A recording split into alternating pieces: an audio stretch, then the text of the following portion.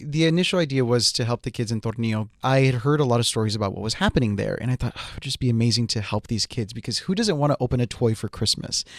And so we looked into a little bit of the information, and there were like some blurred lines as to like what's possible, what's not possible. So we launched the campaign to make sure that we had enough time because it was getting close to Thanksgiving and then it was getting close to Christmas.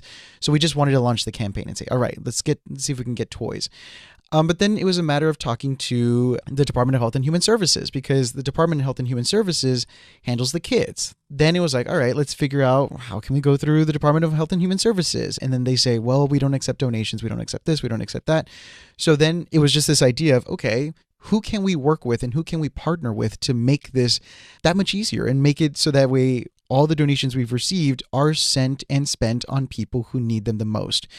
And Refugee Services of Texas is by and large the largest resettlement agency within the state.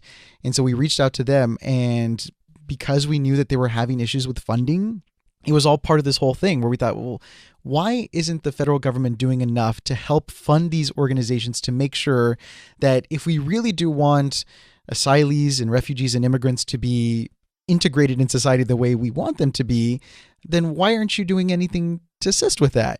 We realized that the best way to go about it was to partner with a nonprofit organization. They have their connections. They have the people that they know who they can talk to, who they cannot talk to, and who they can help and who they cannot help. So now I think the way we thought about doing it was let's work with Refugee Services because they are there. I'm over here. And as much as I want to be as helpful as I can be, I'm not on the ground with them. And so we're leaving it to their expertise. It's fascinating to hear about that process. The fact that I was over here getting a little discouraged doing this campaign at the start of it all because it's like, oh, well, I want to do this, I want to do that, but I don't know if I can do this, I don't know if I can do that because of, the red tape here. But just imagine being one of those immigrants who actually has to go through this and go through it in a way where you don't know if you're talking to somebody who's friendly or not friendly. Mm-hmm. You don't know if you're talking to somebody who speaks your language, and you don't know whether or not, like, where you're going to go from here. Mm-hmm.